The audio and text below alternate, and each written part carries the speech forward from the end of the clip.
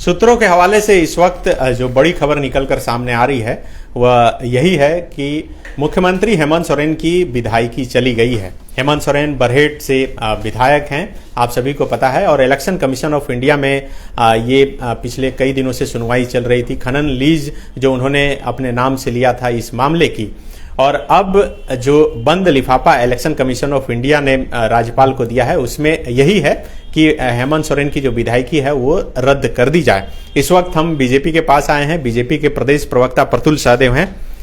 बहुत खुश होंगे आज तो आप। किस बात की खुशी? कि विधायकी चली गई, बहुत ट्विटर पर आप लोग लिख रहे थे। भाई हमें ये नहीं पता कि क्या जजमेंट आया है और कयासों पर कोई टिप्पणी करना उचित नहीं है, लेकिन सनी जी एक चीज तो स्पष्ट है कि माननीय मुख्यमंत्री जी ने माइनिंग मंत्री रहते अपने ही विभाग का माइनिंग पट्टे को लीज पे लिया था खुद।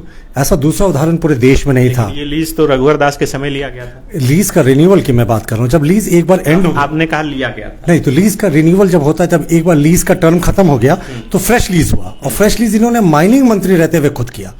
तो ये लीज रघुवर दास के समय का नहीं था। ये लीज जब ये खुद 2012 का जी, तो उस समय किसकी सरकार थी?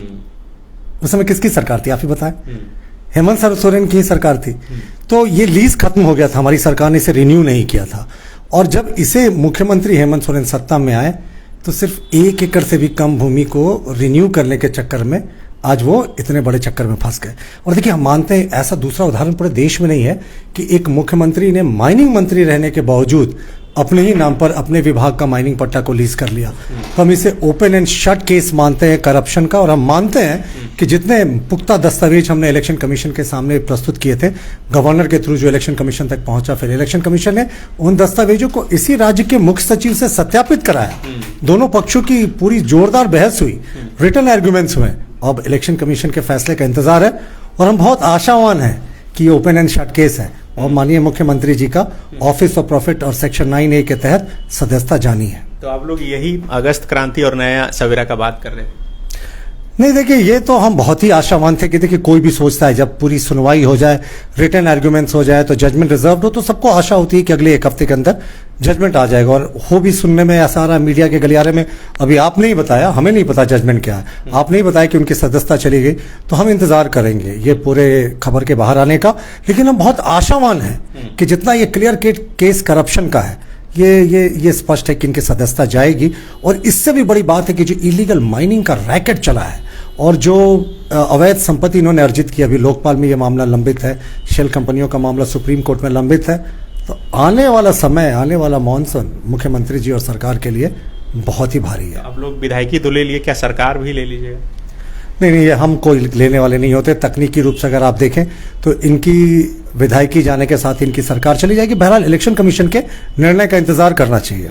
अच्छा, ये हेमंत सोरेन के मामले में इतनी आप लोग मतलब इलेक्शन कमीशन ऑफ इंडिया ने तत्परता दिखाया, और अभी समरी लाल जो बीजेपी के विधायक हैं कांग्रेस से, इस मामले में कुछ नहीं, मतलब इतना धीमा सब चीज चल रहा है।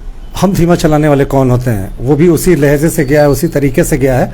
समरी लाल जी का भी मामला एक संवैधानिक संस्था इलेक्शन कमीशन के साथ, कमीशन में उन्होंने टाइम लिया था और इलेक्शन कमीशन ने भी उन्हें टाइम दिया था, तो समय आने पे जरूर उचित कदम होगा। तो अभी जो बीजेपी की बैठक चल रही है बीजेपी प्रदेश कार्यालय में, पता चल रहा है कि बीजेपी के प्रदेश अध्यक्ष और बीजेपी विधायक दल के नेता सभी बैठक में मौजूद हैं। तो आप लोग आगे की क्या रणनीति बना रहे हैं? क्या लग रहा है कि आप लोग पूरा जोर लगा दीजिएगा कि अपनी इस तरह बीजेपी की सरकार बन जाए? अंग्रेजी में कहावत है, we shall cross the bridge when we come across the river. तो मुझे लगता है अभी जजमेंट के आने का इंतजार करना चाहिए। बैठ के ऐसी सामान्य तौर पर होती है। सरकार कैसे जाएगी? आप लोगों के पास आंकड़ा है?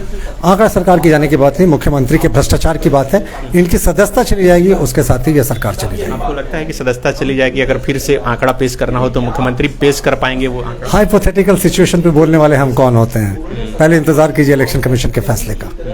तो लगता है कि आज शाम तक सब चीज क्लियर हो जाएगी? ये आपने बताया कि इलेक्शन कमीशन का फैसला गया, क्या फैसला है आपने बताया, हमें ऐसी कोई जानकारी नहीं। लेकिन तमाम नेता भी ट्वीट कर रहे हैं सुबह से। हमें पूरी उम्मीद है कि जो इस सुनवाई हो गई इस मामले की, फैसला हमारे पक्ष में आना चाहिए, क्योंकि तथ्यों हमने मजबूती से रखा है। तो बिल्कुल, ये बीजेपी के प्रदेश प्रवक्ता प्रतुल सहदेव थे। चूंकि अभी अभी बड़ी खबर आई है और इसलिए तमाम मीडिया के लोग जो है लगातार इनसे बातचीत करने के लिए आ रहे हैं। हम कोशिश करेंगे कि और नेताओं से बातचीत कर सकें। शुक्रिया। प्रतुल सहदेव, हम उनसे